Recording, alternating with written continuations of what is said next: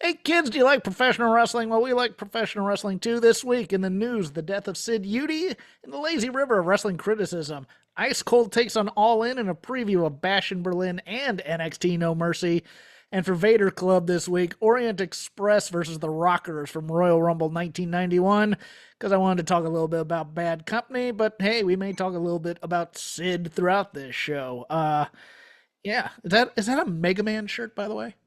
It is years ago, I went to this podcast conference and I met a fellow who was doing production, and his company or his brand or whatever basically was a take on Mega Man. Okay. And he gave me a free shirt, and it's a great shirt. It's comfy. I wear it. It's a fun shirt. I just No, I know, right? Like, it's a fun shirt. I was like, oh, this is great. This is a good shirt, man. I'm Nice not. job. I was never a big fan of the Mega Man games. My brother was more of that, but they do have some nice rip-off merchandise. Like there's a Mega Man shirt for the Flash and his villains and his rogues Okay, gallery, like Captain sure. Cold and Captain Boomerang and whatnot. Yeah, that's a lot. That's really really cool. Okay. Oh, I love Mega Man. I Oh, it's a the fun game. It was just not my jam. It was my brother. So, but Yeah, the we music's a killer, yes absolutely. And yes.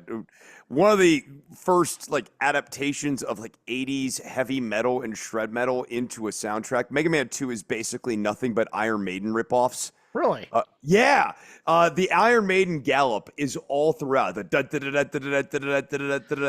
Like the thing for like Run to the Hills and whatnot, or exactly okay. that run. The composer, his name eludes me right now.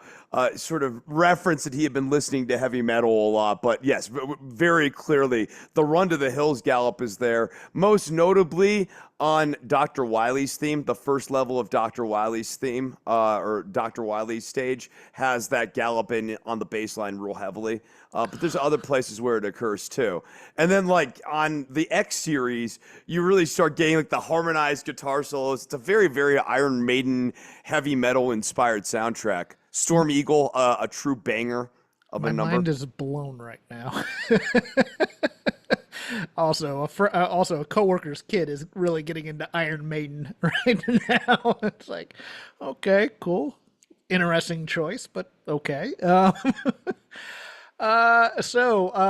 off, Sid Eudy, aka Sid Vicious, aka Sid Justice, aka just plain Sid, master and ruler of the world, passing away this week of cancer. His son posting on social media. Some say it's brain cancer at the age of 63. Our buddy on voices, Rich Craich. I won't say it's clickbait. It's behind the paywall, but the headline got a lot of hubbub because he called him the best bad wrestler in the world, and I'm not gonna deny that there's some truth to that statement. I think Sid is very misunderstood. Sid, of course, coming into wrestling at the time when it was still a very carny and do as little as you need to kind of business. He was a man who did business and was difficult about doing business. Let's put it that way. He was 6'9", and his greatest crime was getting his main run when work rate seemed to be all the rage in the early to mid 90s in terms of his big money run in the WWF, and then later WCW. But I mean, watching matches, he could do a kip up. He was 6'9" and could do a kip up. How would I characterize for nobody who knows anything about the behind the scenes things of Sid? The height and kind of attitude of Kevin Nash combined with the Ultimate Warrior's "screw you, I'll walk away if I have to" type of a thing, along with a little bit of Vader's thinks he's a tough guy, but he's not really that tough type of a thing. I mean, infamously got into fights with Brian Pillman and Arn Anderson.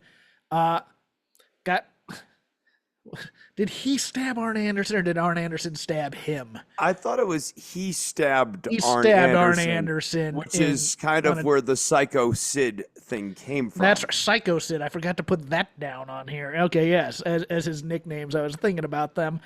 Yeah, Sid's thing is he'd always get pushed heavy, and then right at the moment he was supposed to get the title, things would just implode somewhere. Although he did get the title once in WWF and in Several WCW. times in WWF. Yeah, well, see, this is where my lapsed fandom kind of Yeah, goes. he won the title 2 or 3 times in the 90s there. Like, they're Yeah. not long runs because Sid would get the softball bug. Yes. And Hold on, let me explain this. For those of you who don't know, Sid in Tennessee, much like Jerry Lawler, because Jerry Lawler never trained. Jerry Lawler's exercise outside of professional wrestling was softball. And actually, it's rumored that Jerry Lawler is the one who also ratted out Sid. That Sid was skipping dates, among other things, to go play softball, etc. But yes, Sid loved in the summer playing fairly competitive recreational softball. And so he would no-show dates, or he'd say, I'm taking time off, and he would go play. And occasionally he'd get injured in these games too, which would then lead to him not doing wrestling bookings. But please continue. yeah, he's, the analogy or the comparison that I kind of came up with is he's almost like a Shaquille O'Neal like figure in his career, where his size always allowed him to put in less effort than everyone else around him. And he never was completely in after like kind of that initial run. Shaq was the first couple of years very dialed into basketball. After that, his interest would peak and wane throughout the rest of his career. And it was never, there are definitely times where you could fairly say that basketball was never wasn't a priority item for Shaquille O'Neal. It was a thing that he was doing. And Sid, it feels like professional wrestling was the same thing. There are definitely times in his career where it seems like Sid Eudy enjoyed, got more stimulation, was more happy playing softball than he was being a professional wrestler. And I think that lack of passion, especially for some fans and some reviewers and people who have chosen like make their whole life writing about wrestling or covering wrestling or watching wrestling or whatever it is, seeing that lack of passion, I think sort of angered them. Yeah, it's jarring. It angers you. Yeah, it's like how could you be just sort of half-assing this? You could look at Chris Benoit over there. He loves his wrestling. Right. And you could be totally passionate about this, Mr. Sid. And if you were, like we've seen you do that, Kip Up. They talk about him like the C student who should be getting A's if he worked harder. Yes. And I don't like. I mean, I think if he worked harder, this is the C plus student who could be getting B's and B pluses, but he was never going to be an A student. I agree. I think there's always been a problem with belting a guy like Sid, because Sid is great in the chase. He is great as a monster. He is great as somebody who you want to see destroy people. He's great in the mix. He's great in the mix. He's great as a heavy.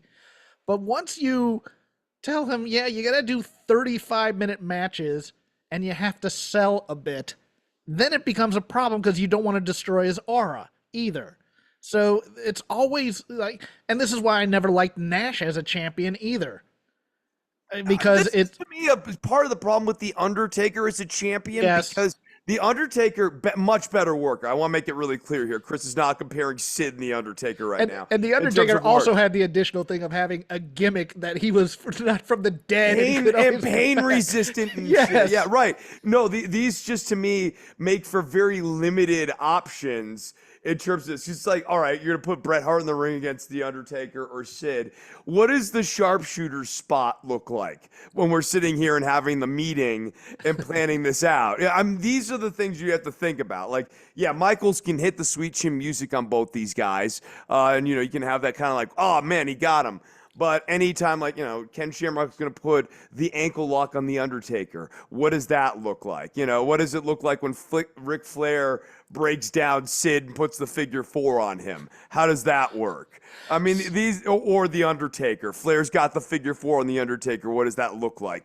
I think these are always tricky cul-de-sacs with the big hulking monster finally winning the belt. Sid, my time period or my fandom of Sid is that early Crockett to WCW through kind of the Ric Flair Royal Rumble, where Hogan pulls him out, kind of a thing.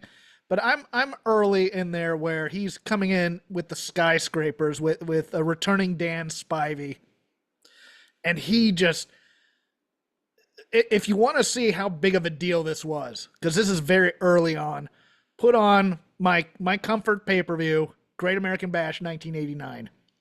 Watch the reaction to him in that double ring battle royal, and then watch the crowd and listen to the crowd, because this is a Baltimore crowd, heelish type of crowd in the late 80s. They're put in there against Shane Douglas and Johnny Ace, the dynamic dudes, who everybody effing hated because they were the little surfer guys that they were trying to push as, oh, the girls love them and the kids. Yeah, they came out, Chris. They had MSK energy. It was worse than MSK energy because they didn't believe it. And they came out to the worst song of that time period, the Fat Boys and Beach Boys version of Wipeout. Oh, if you've ever heard that. Oh, that was a piece of shit. Oh, that was horrible. But the Mike Love controlled Beach Boys is so bad. No, it was the Kokomo era. Yes. Beach Boys. Yes. But it's like every parent and every adult loved it because it's like, oh, it's hip hop, so I can relate to my kids, but it's also the crappy pop of my youth version of the Beach Boys. It was like the worst of both worlds. But anyways, Danny Spivey works the majority of the beginning of this match, and this crowd just doesn't care. They're just chanting for Sid. We want Sid. And Sid comes in there and just absolutely bodies both Johnny Hayes and Shane Douglas, and this crowd erupts. I mean, he has a number of those entrances.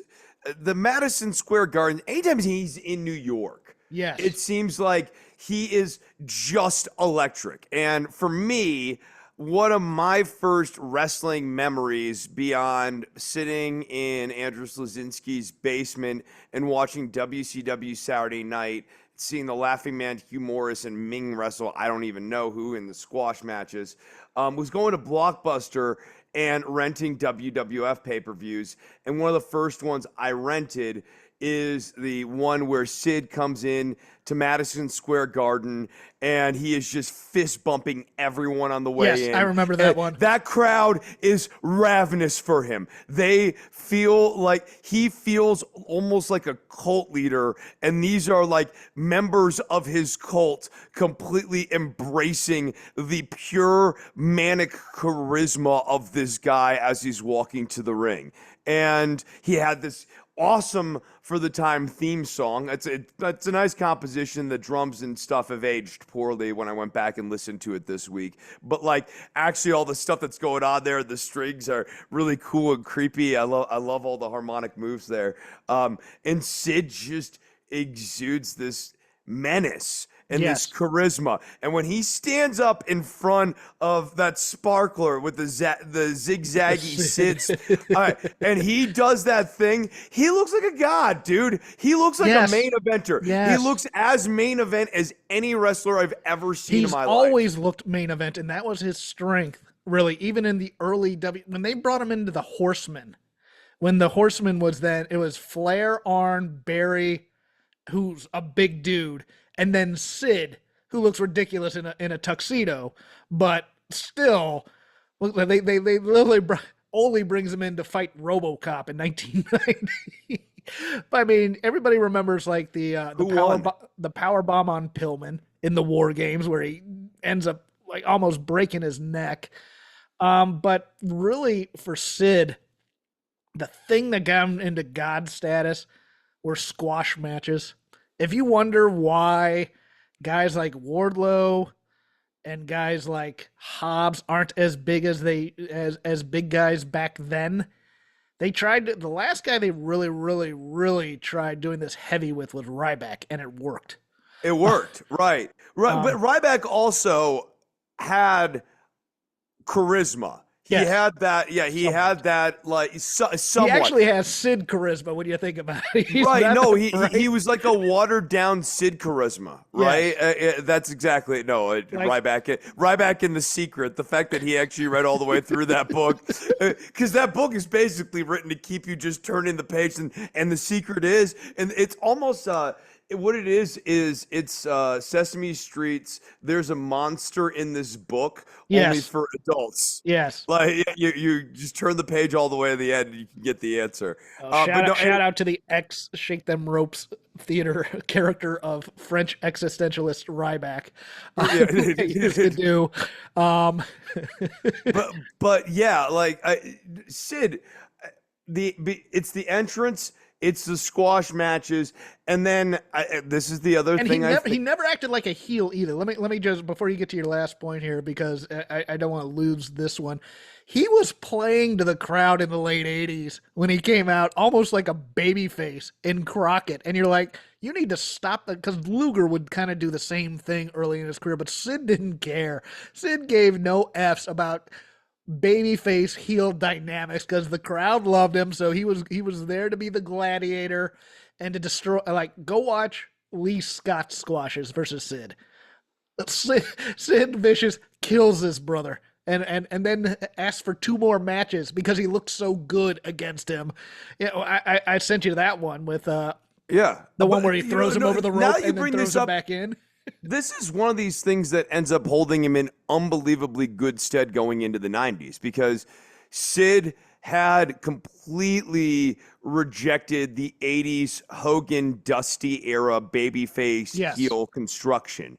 Not necessarily through a refined academic intellectualized concept of I am going to have a charismatic connection with the audience. Or even through a swarmy Kevin Nash style, I'm going to be Scott Hall. I'm going to be Subversive. clever. Yes, Yeah. well, yeah, and sabotaging. It was never when Sid was doing it. It was not meant to be subversive or sabotaging in that sort of passive aggressive way. Right. Sid just viewed his job as go out there and be electric. Right. Yeah. Yeah. But right. You know, like if people are yelling at you, that's good. Yes. And if people are quiet, that means they don't give a shit, and that's bad. Yes. So, right. Like I mean, it's a very simple construction, and what it yields is a different a different relationship with babyface and heel dynamic, and it's watching some of his stuff when he became Psycho Sid, and they wanted, especially against Michaels, to have him presented as a heel, and he's really just sort of doing his own thing and sort of naturally pushing against it. It makes for a really interesting dynamic for Michaels to be working into.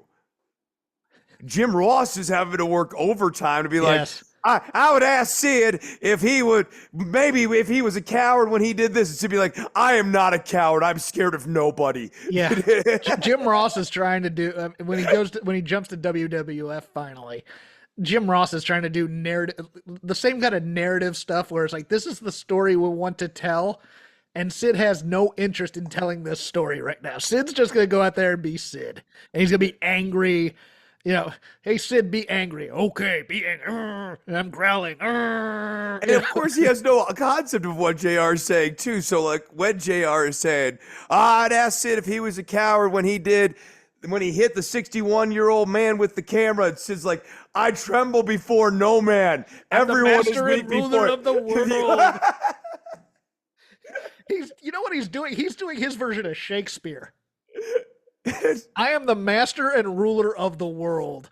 And Jim Ross is trying to like make it relatable to somebody. But you know, here's the thing. I am the master and the ruler of the world is a great tagline. Yes. It's seemingly especially for Sid, a guy that looks like Sid. Yes, right. A guy who looks like Sid seems to be laboring under some level of delusion and not quite amongst us, but no one can actually challenge that delusion because he's so big. Like, he is the master of reality, because if you challenge reality around him, he smack you and you go spinny spin spin and then maybe over the top ropes. Late stage Sid, like the Goldberg thing with the car. It's Why me? why he's that's his version of Tennessee Williams right there. He's just Stella. But I remember what I'm looking at, like the squash matches I sent you, and I'm just thinking about that one where he's teaming with Stan Hansen and just being one of those two dudes and going, this is just a bad day at the office. I came into work and I'm gonna work a squash match. Let's see, who am I up? Sid. Okay, who's the other guy? Stan Hansen, who can't see and is just Right, yeah, punching dudes in the and face. you can be like, Stan, slow down. He'll be like, okay, all right, I'm sorry. I'm And sorry. and then the next clothesline's just gonna waylay you. It doesn't matter. It might be worse. No, tag in Sid. Tag in Sid. I'll take his clothesline. Just give that one to me, please. And then the greatness to me of Sid is then, like he became kind of a free spirit there in the mid 90s. And he has that short run in ECW. And Lance Storm has the greatest description of it, where it's like Sid would show up in his shirt and jeans, take off his shirt, put on his neoprene elbow brace, go out there, power bomb somebody, come back, put on his shirt, and leave. I'm here for these guys. I'm here for this. He was the Attitude Era before the Attitude Era. Yes. There's actually a promo that I'm watching where he comes to the ring and his Psycho Sid theme is on the entire time. He is doing an interview with Vince McMahon, and Vince is actually kind of setting up the stage for Sid, because Sid's the champion at this point. Yeah. And Steve Austin has an attitude. Bret Hart has an attitude. Shawn Michaels has an attitude. And Sid, Does he have growly voice on?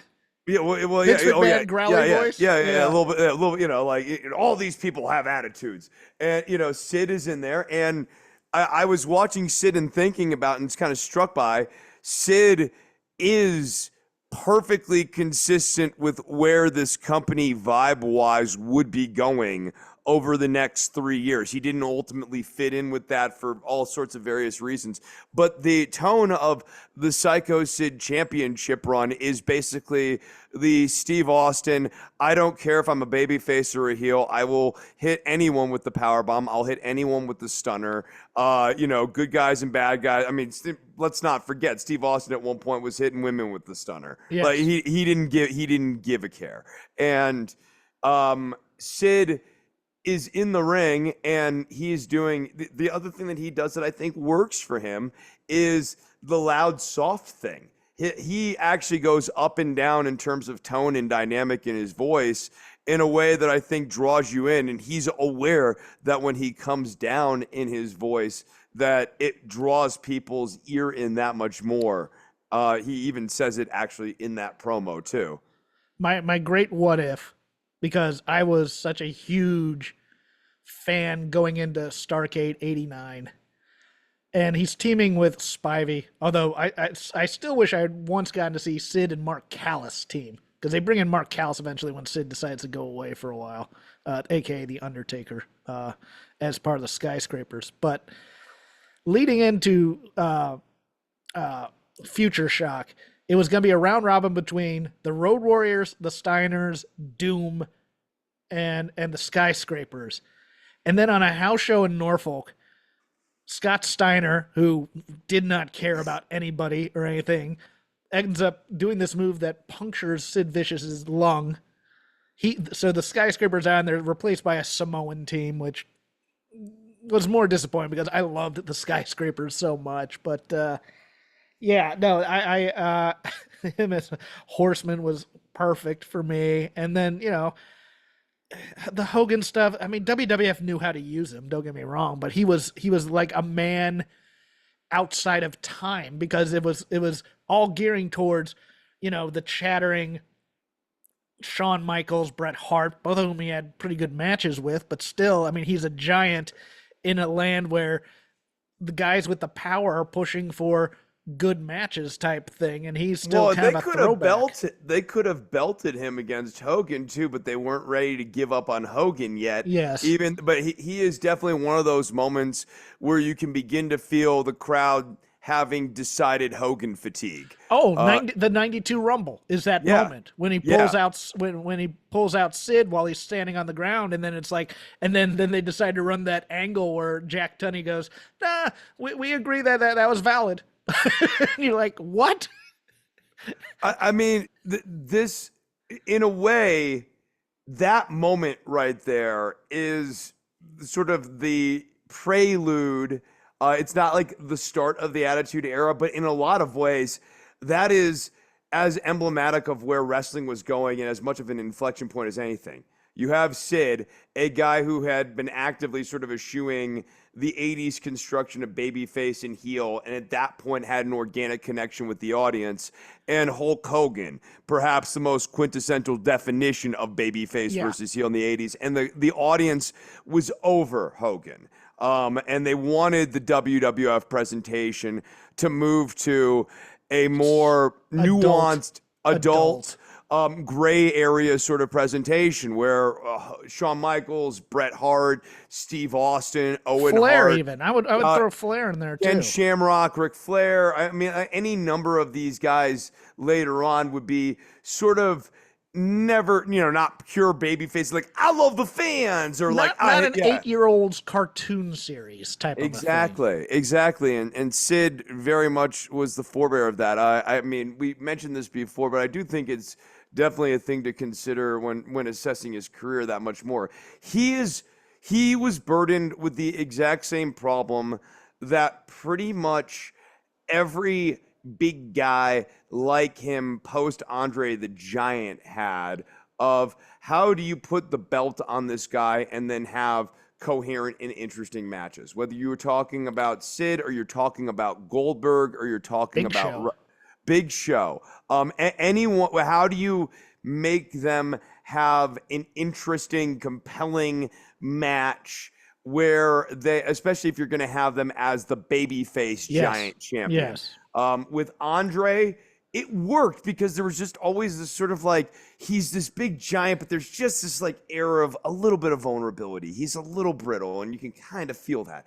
But when you've got a guy like Sid or Scott Steiner or Goldberg, how do you make them sell? How do you make them show ass? How do you make them show weakness? And this is a problem that has really persisted to this day. It is it's not something that Sid could have solved, because in the 30 years hence, it still is a problem that has not been solved. I mean, you have it in the women's division too. Like, how do you have somebody like Jade Cargill show ass, but still maintain their tough, credibility type of thing? They've kind of solved it with Nia Jax a little bit, but they've made Nia Jax clumsy. That's how they did that there. But yeah, it's you're right. It's been an issue for at least 25, 30 years. Yeah, ever since Andre, where it was like he was so big that you could credibly sell that his size was in fact an impediment. Yeah, and the other problem, it kind of take him a minute to get up and stuff, because when you're that big, you can't do anything fast, and that is something you could work with narratively. Yeah, and the other issue was, of course, WWE fell in love with. Yeah, their giants were 6'9", but the average worker was like 6'5", 6'4", so you really had no giants in there also. So yeah, we'll probably. I mean, we might do Vader Club with Sid next week if you so choose. Oh, absolutely. Okay, we'll have you. I will get us some Vader matches. I am so down. Or I'm sorry, some Sid matches. I'm so down. Or Sid and Vader matches. Well, the big Sid Vader match we never got. I know. Because remember, that was when Ric Flair had to be put in there for the retirement versus title match type thing, and he wasn't sure he could go because that was when Sid stabbed Arn, and it was supposed to be Sid versus Vader at that pay-per-view. Right, yeah. and I think they were going to turn Vader face at that point against Sid. Yeah, I think so. Yeah, I think because they also had Sid I remember that build-up. I watched that several years ago, but I think the tease is that Vader was getting in his squash match and stuff, was just trying to have competitive beat the crap out of people stuff, and he was getting kind of fed up with Sid. And I think that was also dependent on where Rick Rude was going to fit in, because they originally had a Sid versus Rude feud penciled in. That's right. They were going to turn Rude. They wanted there was a real thought of turning Rude, because he was really over as well. Mm-hmm. When he didn't have the stash. Yeah. Yeah. Mr. McMahon, a documentary series chronicling the rise and fall of the WWE's controversial founder, is coming to Netflix on September 25th from Chris Smith, executive producer of Tiger King, and Bill Simmons. And this is a postscript from our friends at WrestleNomics and Post Wrestling. Neither Janelle Grant nor her representatives were interviewed for the Mr. McMahon Netflix documentary. Spokesperson for Grant tells WrestleNomics and Post Wrestling. This is Bill Simmons. Bill Simmons loves his WWE access. I think this is gonna toe the line, but it's never gonna go in hard against him. It's gonna be, this is gonna be controlled opposition. This is a controlled opposition piece. Yes. In a way, I sort of view this as Netflix doing some damage mitigation, that it's better to be in control of the authoritative, no holds barred documentary on Vince McMahon than to have it be out of your hands and have it be something that's even deeper and more damning. And even more direct A to B. Raw is coming to Netflix. Right. That's what I mean. You can't have a documentary where you go, hey, look at this scumbag of this product that we're going to try and plug. But you also can't ignore the Vince McMahon thing, so it gives them the plausible deniability. Yes. What this reminds me a lot of, this is going to be a weird reference, but it's just the thing that came to mind when I was hearing this story earlier today, prepping for the show. This reminds me a lot of what Star Trek, the producers of Star Trek did with Star Trek Picard. Which is kind of the unsuccessful, not well-liked attempt to get Patrick Stewart and everyone back into the mix for 3 seasons. In season 2, where they started making this thing called the Ready Room, where they'd have Will Wheaton talk to people on the show, and Wheaton would be the proxy for the fan who's a little bit skeptical, and sort of be the control, the opposition, just asking a little bit of softball-y questions so that they could cut him down. And even in feeling what they thought was the overarching critique of the show that the fans were giving, that it was too socially conscious or whatever, that wasn't actually the main critique, and they were focusing in on that critique because the main critique that was coming from people across the social spectrum, if you will, was that the show didn't make any sense and it was poorly written, and they didn't want to address that criticism. It was just fan service. Right. They didn't. Right, and it was long and sprawling and inconsistent and meandering. The episodes weren't really episodes, and that is frankly a much more damning critique to deal with. So they chose to go after this critique, and this is what I was thinking with Netflix and this WWE documentary.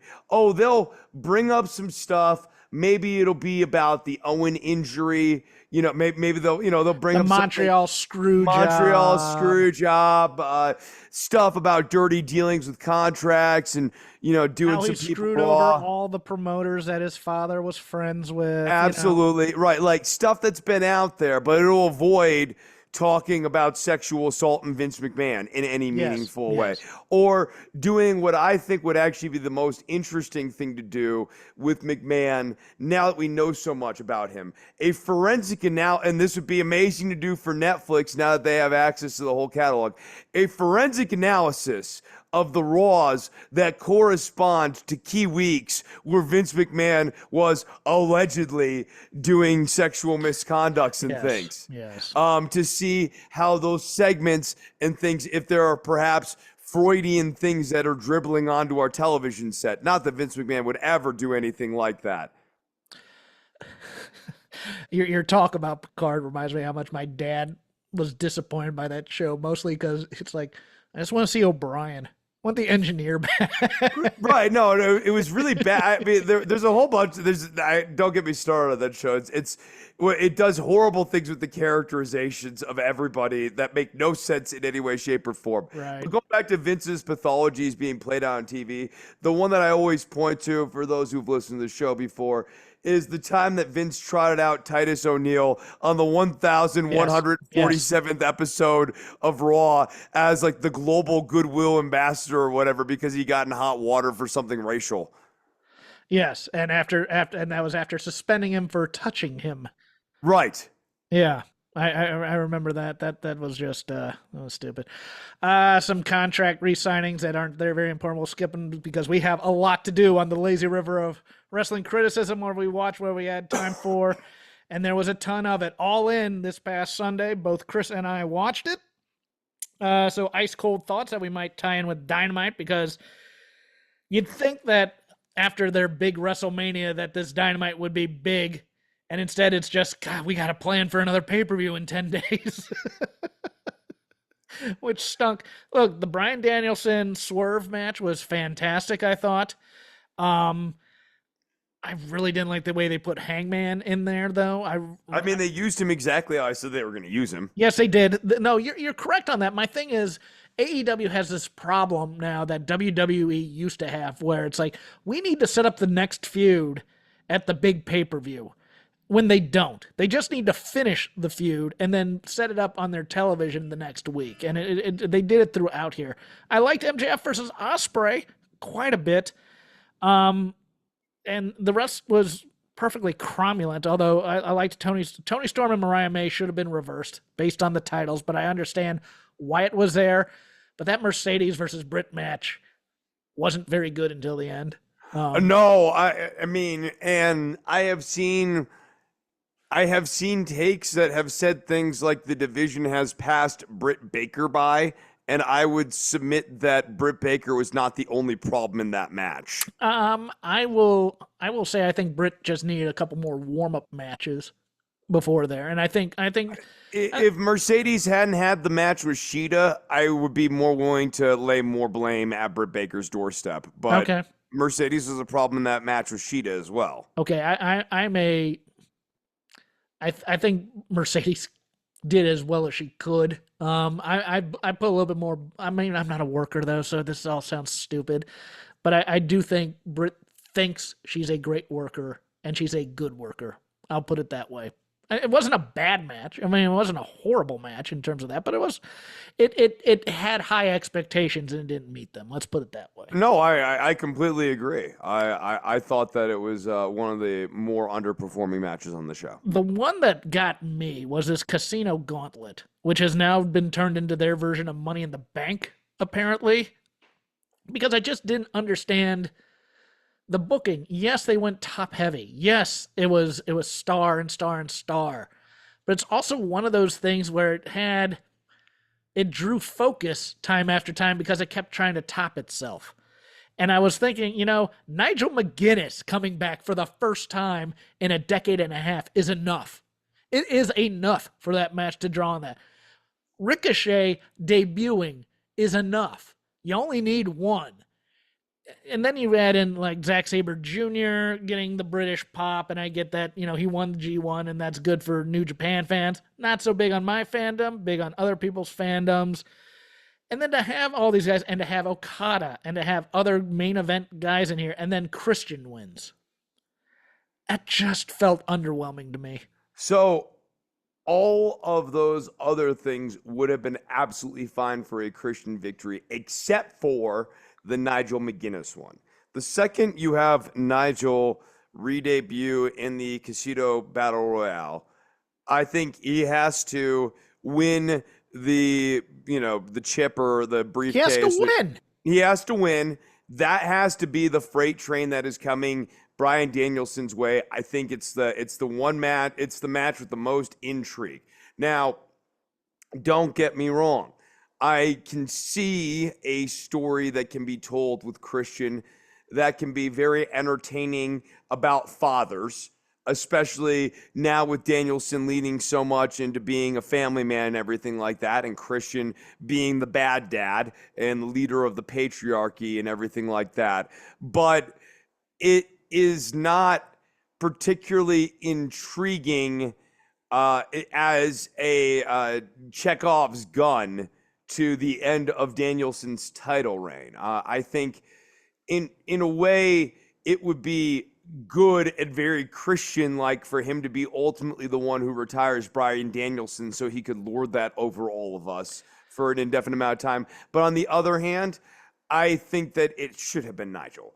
Nigel has established his pure contemptuous hatred of Danielson, that Nigel should be assembling like his little goon squad led by Christian as like his bad lieutenant of people who want to kill Bryan Danielson, the league of guys who don't like Bryan Danielson, and they should be making Danielson's life hell in service of Nigel.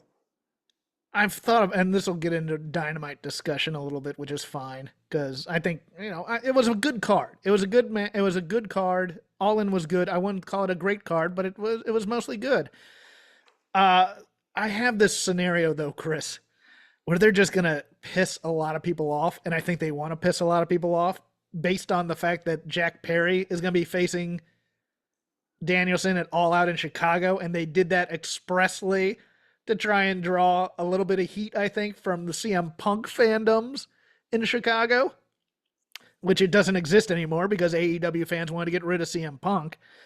But there's a scenario I have in my head. Well, except the problem is that AEW still needs wrestling fans to come to AEW shows, and CM Punk's an active wrestler, and people seem to like him right now. Yes. But my scenario is this. Christian cashes in, gets revenge on Jack Perry, pins him for the title, and then Bryan Danielson is retired after screaming, "I'm not ready to retire yet. I'm not done yet." And then he's just kind of looking around going, well, I guess I'm retired now. just to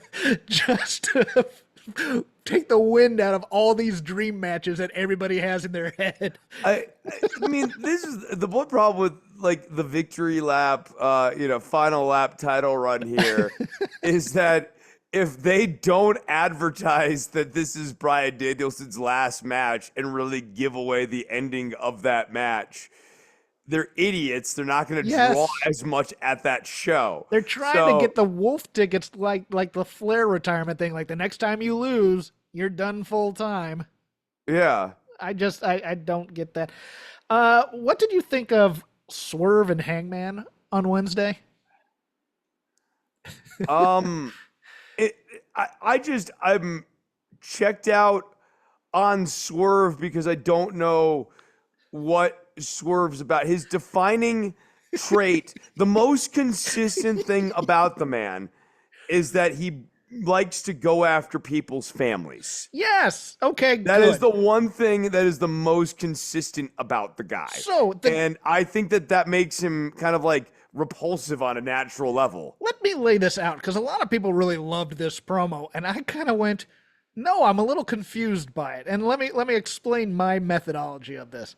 So, 3 nights earlier in London, Hangman comes down, distracts Swerve, that then gives Danielson the upper hand in their title match. It's not a screw job, but it's not exactly a clean win. And Swerve is so angry that he comes down and he enters the ring and he decides to monologue. And then in the course of this monologue, he's getting under Hangman's skin.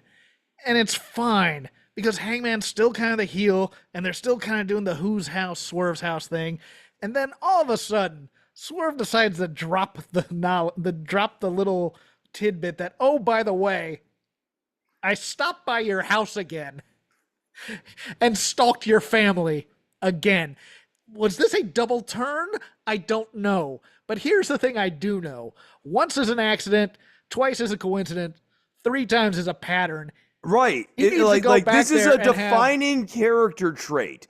A defining character trait about this man on multiple occasions with multiple people is that he is perfectly willing to stalk people's families. He's a scumbag. He's trying a to come off scumbag. as a hardcore street guy who's a champ who's also a babyface. I was baffled by this because like he's a babyface when it's rhetorically convenient for him, but he's actually a piece of shit guy. And like that to me, if you're getting into what is Swerve's character, that is the character. It's like, oh no, I'm a hero of the people. Like, rob somebody's wallet, That needs to be his nickname. Piece of ass. Swerve Strickland. No, and that's a terrible nickname too, but it's like he needs to go back a 3rd time and have Hangman beat his ass, right? And it bothered me too that Hangman didn't just beat the crap out of Nana, because it just holding on to him. I'm like, dude, no, you are having rage issues with your fellow competitors in the ring. No, you should murder this guy. Not just that, he has rage issues, and then he becomes the emo cowboy again. It's like, what kind of man are you gonna be in that cage match? And he runs away because he's so angry that he can't control himself. I was confused by that segment. It's not that it wasn't rhetorically good. It was rhetorically inconsistent again. And yes, he should be yes, if you take Nana. the tail end of stuff. I mean, it kind of is a similar analysis to my gauntlet match analysis. If you analyze the tail end of it in a vacuum, absent everything else that preceded it, okay, like the part where Swerve is basically breaking down Adam Page's motivations and breaking down the anger into vulnerability and showing that the anger is a secondary emotion, that would be good. But for the fact that Swerve proceeded to do that by saying, I stalk your family, your wife is fair game. That's the guy we want to build our company around. Oh, hell yeah. I love this guy. I want my kids to look up to him. Nana's dancing. Hey, we're stalking the family. Whose house? Your house. Your whose house. fam? Your fam. Like, whose house? Your house. A few times without you ever knowing it. I'm the baby face. I like to watch your children sleep.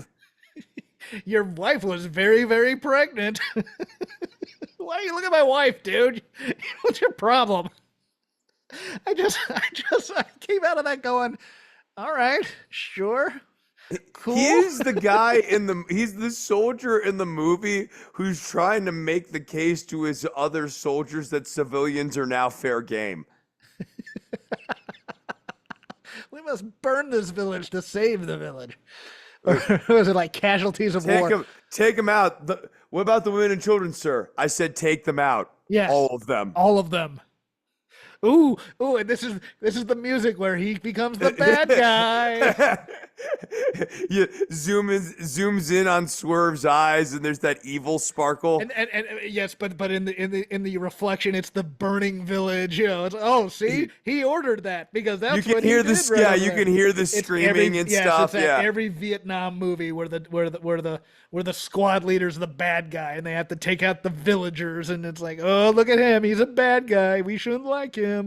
Our commanding officer, man, he's losing it, man. Stephen Lang in what was that dumb blue alien movie that they're making 20 Avatar, you know, that kind of thing. Yeah, exactly. Not much else in AEW world I want to comment on other than I liked the end of Hangman Ishii. It just went like 2 segments too long. Ricochet, how is he now a big star when you have him doing like a 40-60 match and you announce it? This is his debut.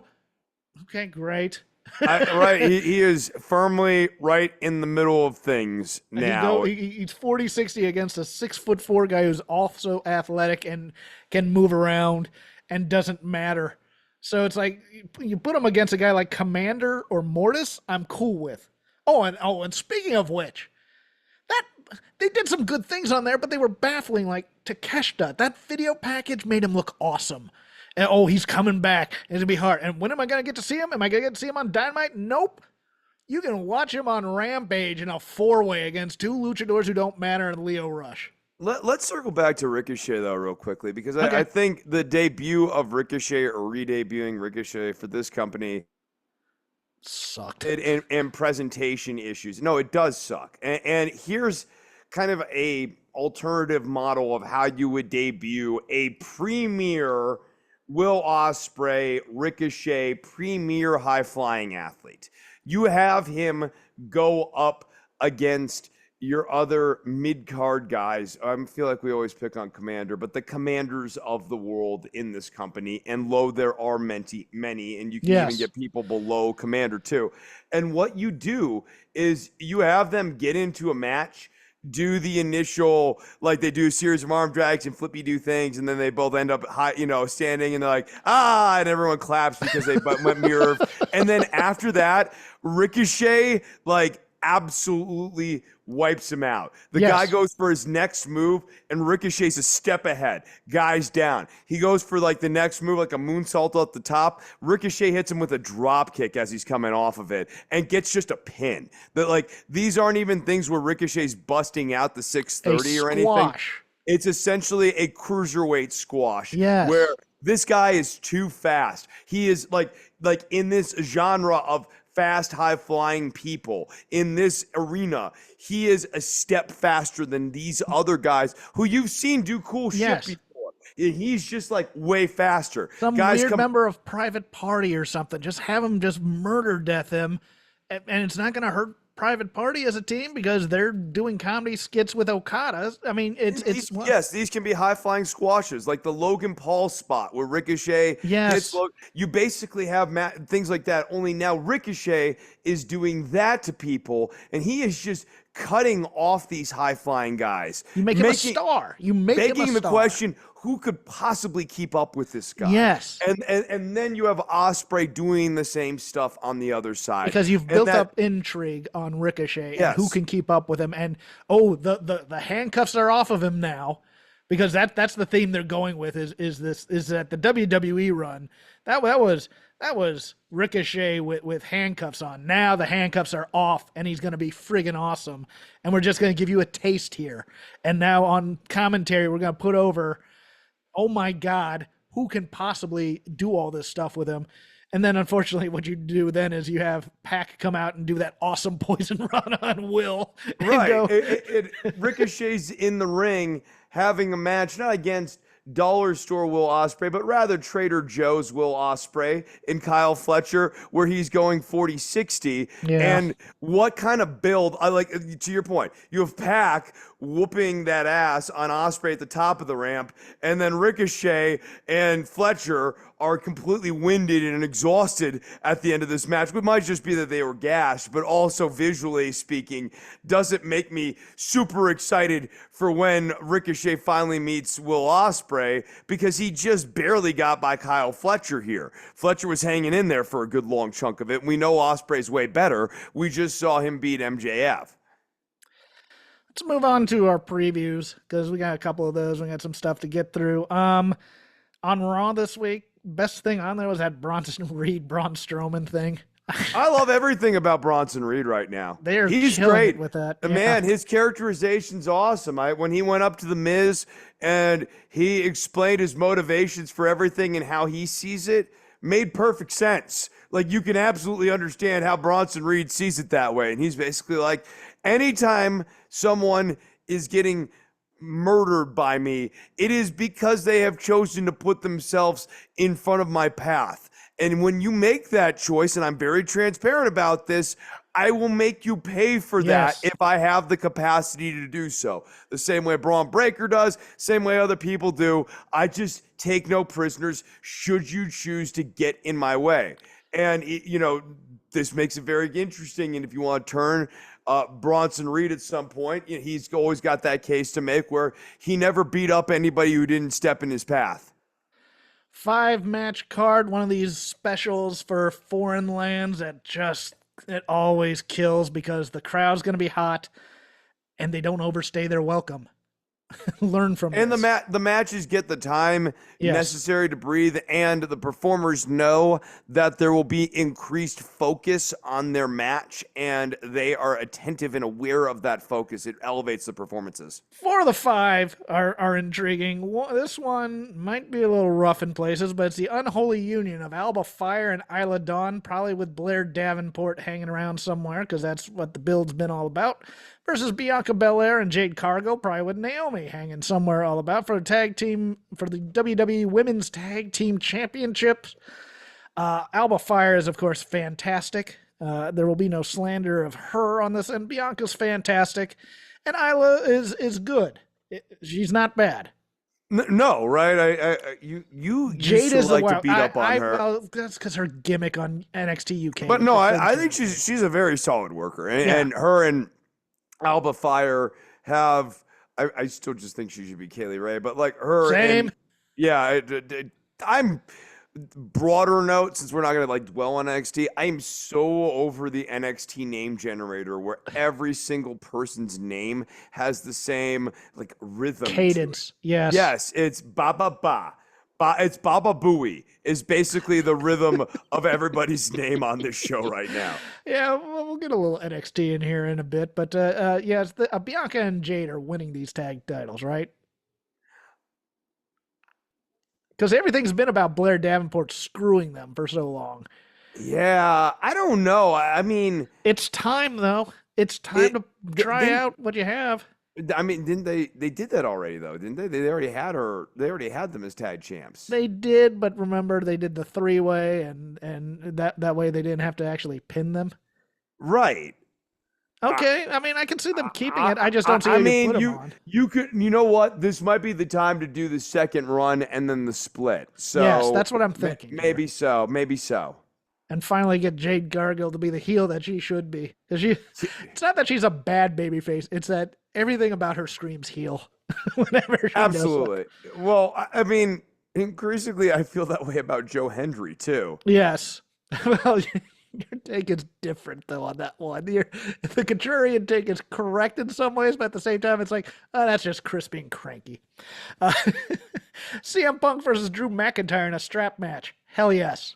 Hell yes. Hell to the yes. To the I don't yes, know. I yes, think yes. it's gonna be great. I think it's gonna be great. But It's when we gonna get be to Joe fan- Hendry, I am now gonna talk about him exclusively while playing the chords from Oasis's Wonderwall, so that you can understand what I hate so much about this. I hate All of my Oasis. commentary will be done over Wonderwall. Who from do you now have winning between CM Punk and Drew?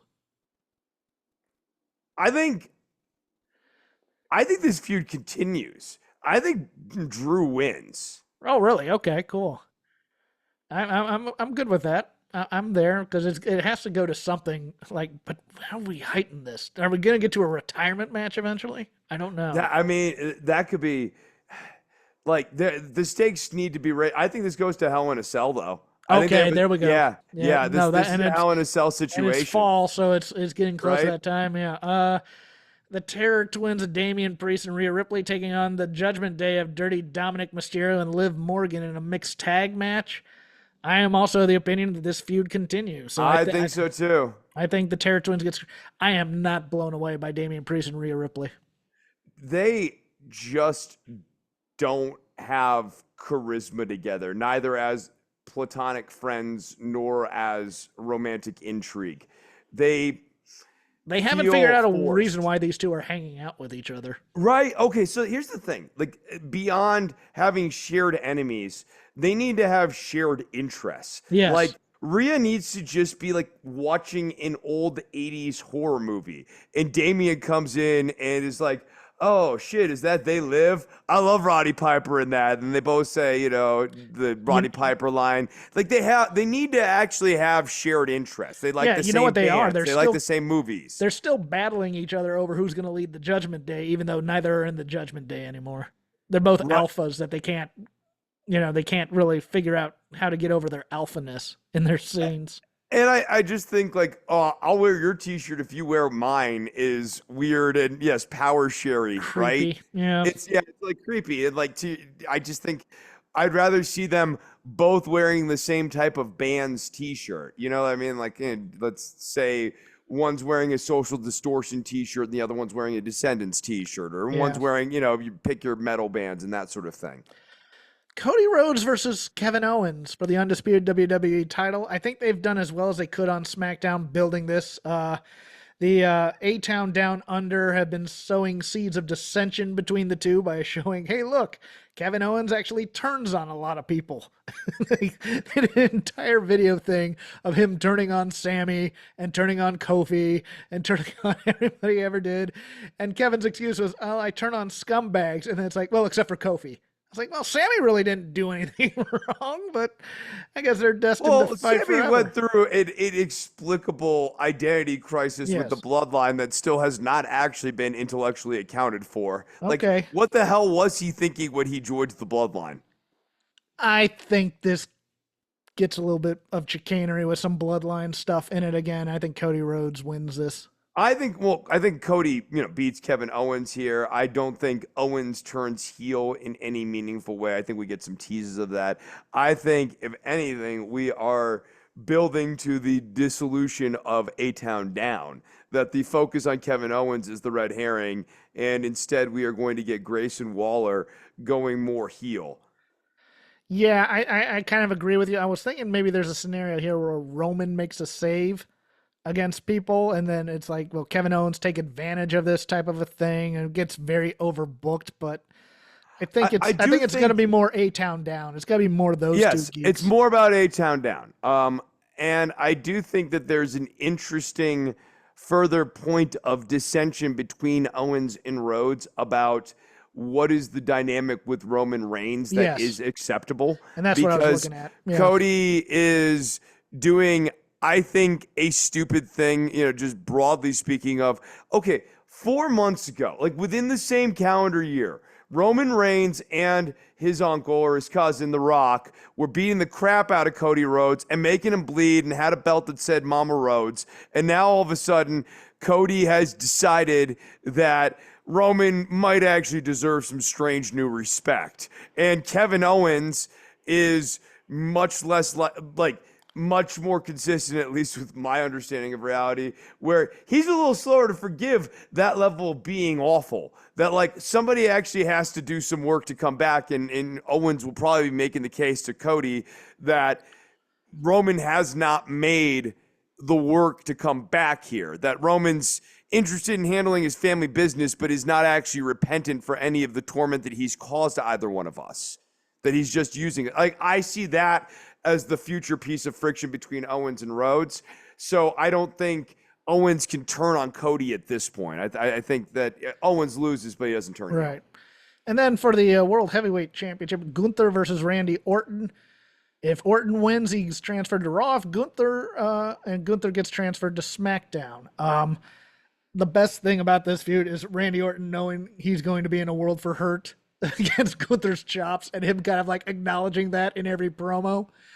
I'm here for this match. I think this match is gonna be fantastic. And I think Randy Gunther's, Orton being bitter that it took crowds 15 years to fully warm up to him when he went out there and in an era when people were demanding work rate and he knew it, stubbornly refused to deliver work rate on grab a a routine. headlock, baby. Yes, and made fun of it. And made fun of. He's the guy who came up with dive, right? Like he is the guy who said that initially, like as Yes. like a little joke, all right? Like he was the not like Sid where he didn't work because like Sid just wasn't going to do that because he didn't need to. Randy like knew that he could, absolutely had the capacity to, knew that people wanted him to, and then didn't deliver that. And with like the Daniel Bryan matches and stuff. So he's like, needling people I and like, know what the fans want, and I have no interest in giving it to them. yes, right. It's not even it's the kids who are wrong. It's like, no, the kids are right. I just hate children. That was Randy Orton for 10 years. F them So, kids. Yeah. yeah, F them kids. Like I know though, it's not that the kids are wrong. I just effing hate them. So when Randy's out there going, oh, it took 15 years for you guys to start singing my song, I couldn't help but think, dude, they would have sang it way faster if you had in any way given them what they had wanted between 2010 and 2013. And you have to know that in your heart of hearts. But no, obviously Randy loses here. As much as we were all excited for the transfer of Gunther to Raw, I think Gunther's going to have to stay on SmackDown. Randy's going to have to You stay mean on Gunther Raw. to SmackDown? Well, yes, that is what I meant. Yes. No, I got you. And then the next day, because it's a long holiday weekend, and WWE needs to demand all of your free time. NXT No Mercy from Denver, Colorado. Interesting card, an interesting go home. I so enjoyed. Number one, Rosemary is fantastic. I love her, and I hope she gets a contract with money in it from somebody. If there's a talent sharing exchange, and NXT and WWE is kind of giving a little bit extra in the till, I hope she gets all of it because I love her. She just gives her body to every match. I've seen her break it in front of 100 people. And she is what the spooky dames want to be. Oh yeah, no, I think Rosemary is the inheritor in a lot of ways and I think she'd probably be flattered by this comparison, or at least I'd hope so, to like Daphne. Yes. And that she does it so well. It was really nice to see her on NXT. I thought, frankly, she ran circles around Kalani Jordan She again. did. She Yeah, did. And that was good for she that was wasn't. good for Kaylani too. No, to be in it's the good ring to with see. the- It's good. I think Kalani actually, especially because I think there is some truth to this whole. I've always been really successful. I've always been, like Yes. I'm a super. I think that's a true gimmick, and they're presenting it as a babyface thing. But I think that people like that live in a myopic bubble. A bubble where people are like, you're great, because especially around all of them, they are the rock star. And I think Kalani Jordan very much benefited, from this situation I here. think there's a little Britt Baker in that truthfulness too. But we'll go to the matches. Roxanne Perez versus Jada Parker for the NXT Women's title. That slap was fantastic. It was. It really was. I don't think it got Jada Parker over for me, but I don't think she wins the title here. No, I thought that the slap on Jada was excellent, or by Jada was excellent. I thought that was a nice contrast. Jada needed to differentiate her story from the other people. Like when Roxanne came in, and I think this is sometimes an issue with some of these promos where it's like someone comes in and throws down a gauntlet and it's on the other person to return fire on that. Yes. And Roxanne came in and said, you are just like all the others who have come to me. I'm just happy to be here. Smiley faces, even like Thea Hale or whatever.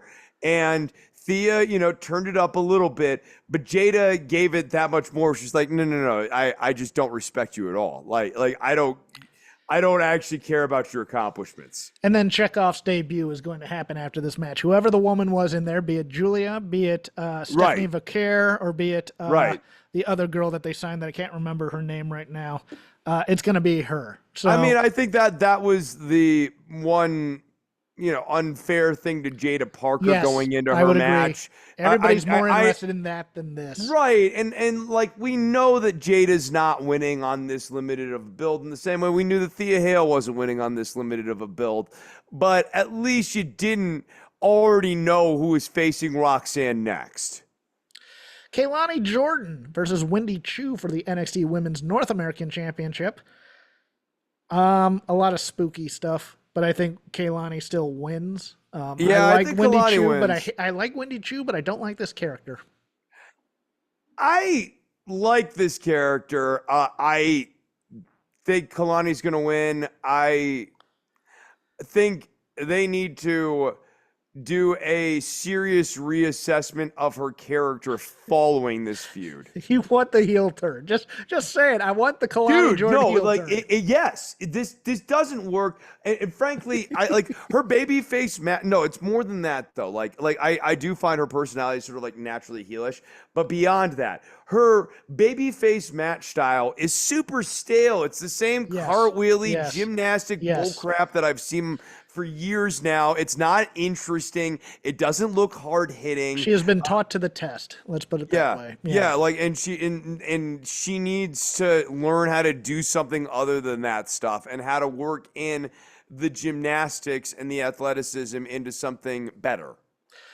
Oba Femi versus Tony D'Angelo for the NXT North American title. I wonder who's going to call this match. Probably Tony.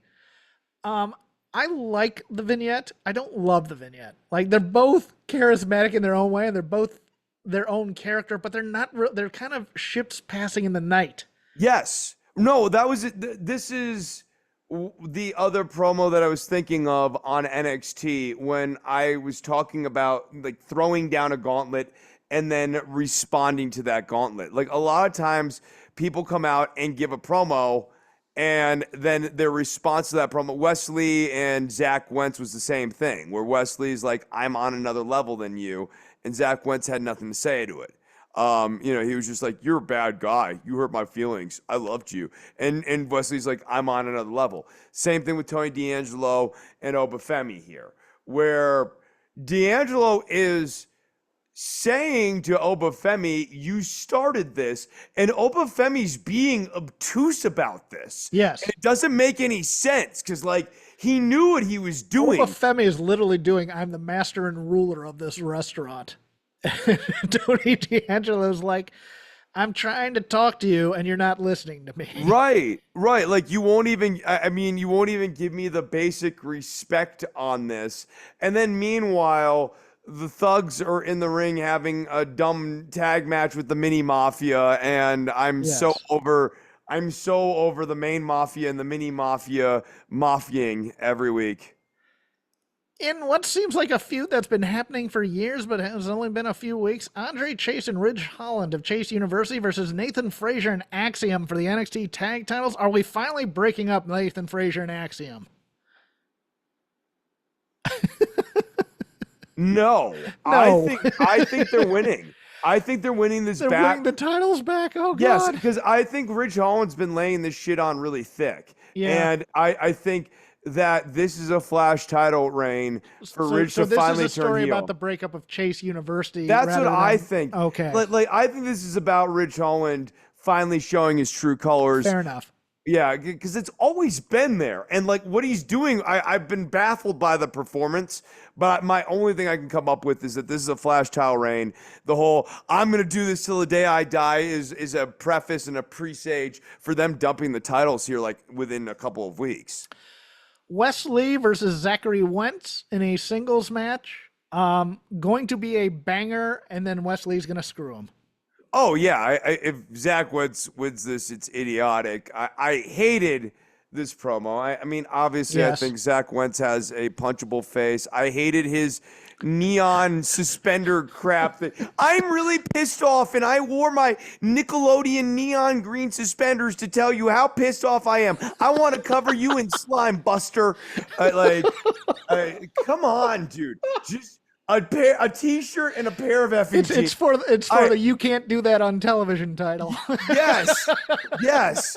Like, what would you do, called, and they want their outfit back? Double Dare and Mark Summers want you to come back to the set immediately. Summer Sanders doing backstage promo. Yeah.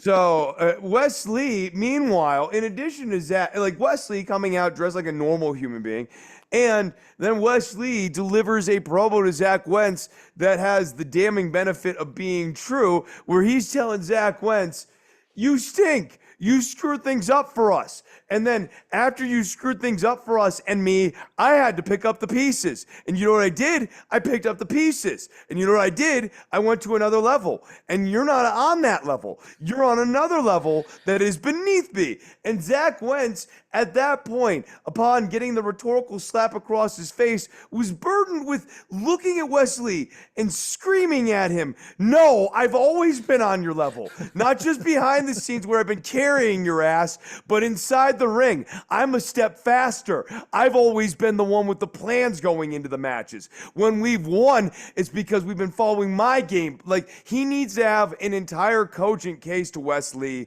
that he's actually been the one who's always been carrying Wes Lee's ass, and that he screwed up. He owns screwing up, and Wes Lee needs to let that go, because, like, but that's not anything. And instead, we zoom back in to a man dressed like he's about to appear on 1993 Nickelodeon, and I'm gonna love him as 7-year-old Chris. And then finally, the man who looks more like a champion than anybody right now, including Cody Rhodes, because Cody Rhodes still has the neck tat. Ethan Page. Oh, he's great. He looks like a champion. God, he looks like a champion. Versus Chris Novembrino's favorite wrestler, Joe Hendry, for the NXT title, with Trick Williams serving as the special guest referee. And Pete Dunne hiding in the shadows. Yeah, I'm somewhat confused, because, boy, this feels like Trick Williams just turning heel on Joe Hendry and going, "We're NXT guys, you're TNA guys, we don't like you." No. What's going to happen here is Pete Dunne is going to do something to F with Trick Williams, And then they're just going to lift the arm. 1, 2, that's 3. gonna result. Yeah, that's gonna result in Trick Williams counting the victory for Ethan Page and not seeing something that screws over Joe Hendry. Or he's knocked out or something, and Joe Hendry Right. will lose. Yeah, Joe Hendry is going to get screwed, and Pete Dunne's going to kind of aid in that screwing, but like Page and Dunne are not going to be in cahoots. I am going to be very interested to see Joe Hendry's reaction in Denver, outside of the confines of Florida. Oh, I am too. Let's see if this act has any legs outside of the general TNA Performance Center area. Yeah, it's going to be a real interesting heat check, and they need to start coming up with other stuff for Joe Hendry to do. Oh, I think this is his swan song. I think he's done. Oh, I know, but I mean, when he decides to come back around here again, because there's a lot of unless WWE has bought his contract and they're going to debut him on the main roster. I wouldn't be surprised. Yeah, I wouldn't be surprised if there's maybe that he disappears for a little bit and then he comes back around here. And there's a lot here to like. I mean, he has a natural charisma. There's no denying that. I think you gotta decide on the characterization thing, and him coming out here and playing the beginner 5 chords that you learn when you learn guitar, the first like 6 weeks of guitar, and thinking that level of competency or lack thereof is enough to merit having a concert. And then not only when you do this concert with the douchebag headset. He doesn't even use a mic like a normal human, Jeff. He uses the douchebag headset. Like this is the pep talker headset. Like everything about this guy is sort of naturally heelish, and then I just don't think the material was there with this song. Yeah. Like this song to me wasn't funny.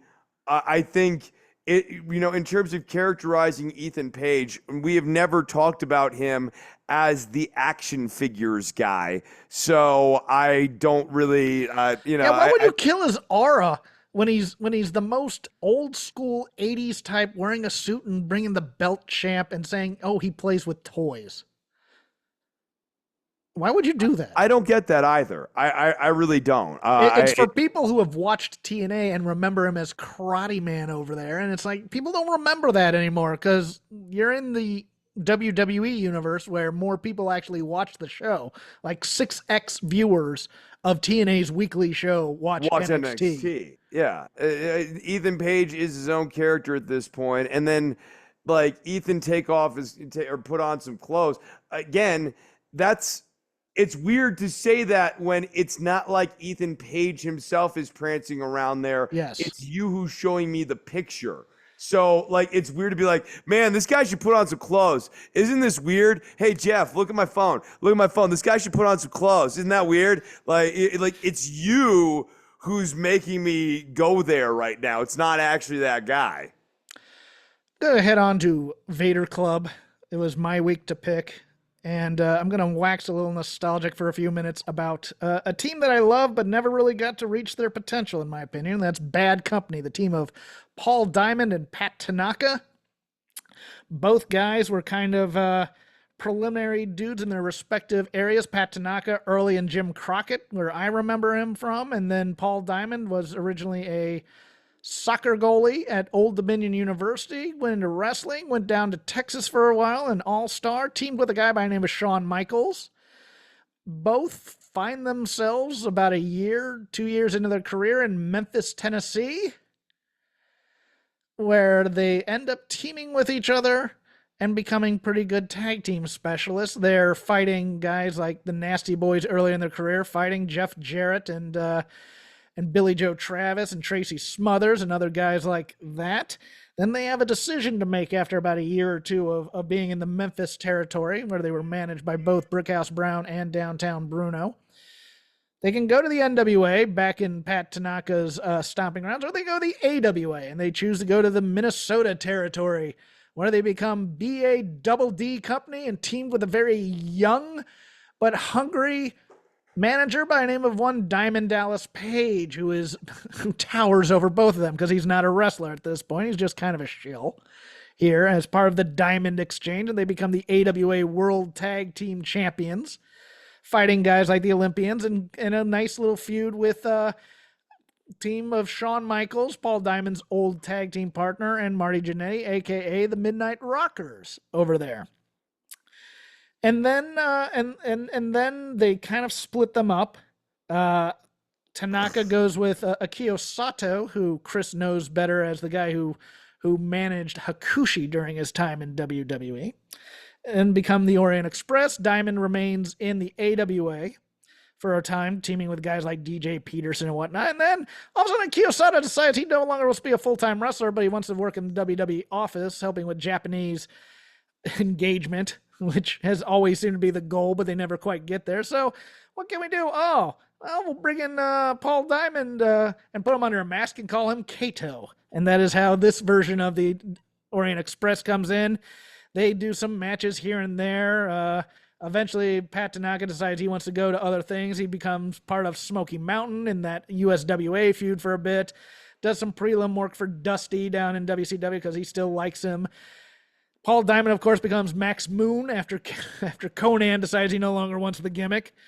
And then they kind of go on and they become prelim guys for ECW during the Eastern Championship Wrestling and the early Extreme Championship Wrestling. They feud with Public Enemy and the Bruise Brothers down there. They get brought in for like enhancement matches because Bischoff still likes them as both El Gato and also as Sensei Tanaka, and Paul Diamond brings his gear, and they do this great angle with Arn Anderson where you expect Tully Blanchard to come in and get the save, but of course Tully Blanchard gets lowballed at Slamboree once again, never goes in there. But the problem with Bad Company is they don't have a signature match per se because they're in the era of television wrestling where it's squashes and screw jobs, and the great matches are in house shows. And those don't necessarily make it to tape because the AWA is not a rich territory, so they don't film those necessarily. There are plenty of good matches that you get to see on the tapings with them, with like the Rock and Roll RPMs and the High Flyers and the Top Guns and et cetera, et cetera. And of course, they had magical chemistry with Michaels and Jannetty. And so when we want to get the Rockers over, what do? We team them with Diamond and Tanaka at the opening match of Royal Rumble 91. Did you get a chance to watch this, Chris? No, I didn't, Jeff. Okay. And unfortunately, I kind of got to get rolling here. And okay, like, cool. Yeah. I will continue. I'll end the show for you if you need to. Yeah, please. Okay. No problem. No. I mean, yeah. If you want to continue reviewing it, for sure. But no, I have to. I've got a lesson here in a few. So. Okay. Cool. Yeah. I'll just say a quick few words. It shows what Tanaka could do because he has the best flying forearm and he has great thrust kicks. Diamond's kind of the power guy. They have great double teams and stuff. You see the shades of Bad Company. You can watch a lot of their stuff on YouTube, including promos and stuff, which aren't good. They were never good promo guys. But they're one of those tag teams that are always what if for me. What if they had come to NWA and been in that Fantastics mix? They got to face the Rock and Roll Express a little bit in AWA, but this was when the Rock and Roll Express was kind of washed. So yeah, but I highly recommend the opening match of Royal Rumble 1991. Orient Express versus the Rockers. It's a fantastic match. It goes on a little long, but it's a fantastic match. And since Chris needs to go, I'll wrap this up. We will figure out something for Vader Club, probably Sid related this week, and I'll let you know. Yeah, no, I watched a ton of Sid matches. We'll talk about them more next week here. My name is Chris Novembrino. Please follow me on Spotify. I make the musics. I also teach guitar lessons. Follow me on Instagram, DOCTOR_NOV. You can follow me at Crap Game 13. You can follow the show at Shake Them Ropes. I'm also on Fight Game Media on Wednesdays, doing the Dynamite Show with Paul Fontaine about 20 minutes after, and that drops in your feeds the next day. We'll see you next week. See you next week. Bye.